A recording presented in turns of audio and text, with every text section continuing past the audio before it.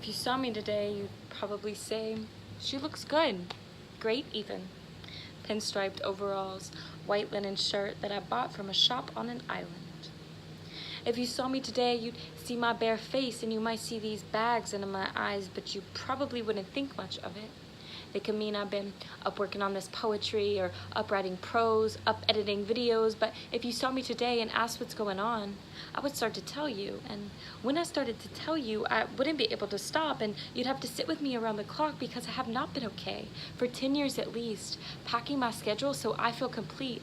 I go from one commitment to the next, no stopping to see that I'm tightening this noose on my neck. You see, I learned to do this because it was modeled. Fill your schedule till it bursts, but keep it all bottled. Till the knot in my belly thickens and tightens and makes me feel small and timid and frightened. She just came outside and asked what I'm doing. Writing, I said, just to keep her moving away from me because I want to be alone. It's what I've done all along, just live with my shadow. Because since I was young, I learned it's not safe to try to go home, so I found an escape. First it was alcohol, and then it was weed, and then it was Xanax, and sometimes ecstasy, and acid, and mushrooms, and others I forgot. My brain was already burned, so I thought, why not?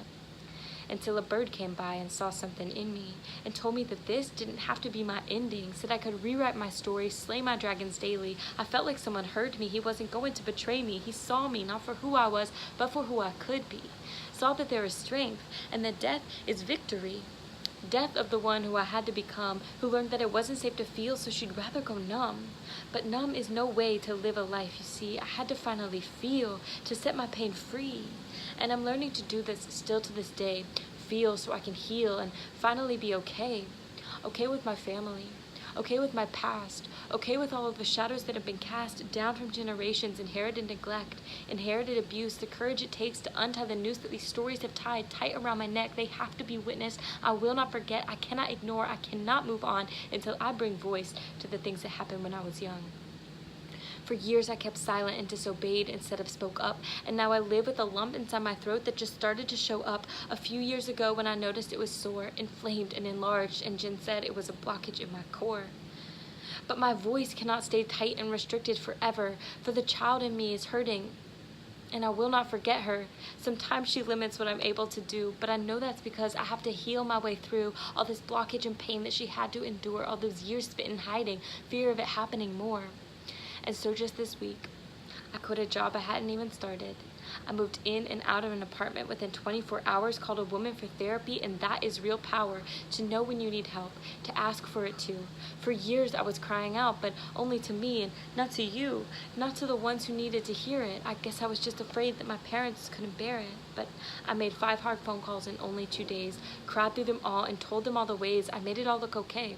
I made it all look fine. I was busy enough all of the time. How would they know unless I was honest, unless I was true, and told the ones who hurt me that I cannot go through with this pretty painted facade of having it all together when the child in me is hurting, and I will not neglect her.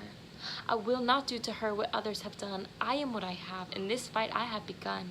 To reclaim her story, her fear, and her truth. To know that I need her before I can go loose, go free into this world to create as I'm born to fulfill this dharma in me. It's big. I'm just going to warn you. See, I believe in good things for me, for her, and for us, but before we can get there, we just have to trust that the darkness we feel is bringing us deeper into our purpose to come out as seers, vessels for truth to live through us fully. We must give ourselves to our darkness to move into our glory. So if you saw me today, you might think I'm fine. Pinstriped overalls, white linen shirt that I bought from a shop on an island. But if you saw me today and asked what's going on, I would tell you I'm facing my darkness, and that makes me feel strong. I'm learning that I just cannot fake it. Sometimes I'm not okay, but I am going to make it, with the grace that comes after I cry out in pain, the comfort from knowing my cries aren't in vain. See, I know that I'm heard by the one who hears all of us. We will not be forsaken. We will not be forgotten. We will have hard days, and sometimes we wish we would just end it. But there is grace after each fall, and that forest will help us mend it, will help us craft and create from the pain we have suffered. But if we are to heal, we have to go under, down and deeper, to discover that from darkness we have come, and that darkness is our mother.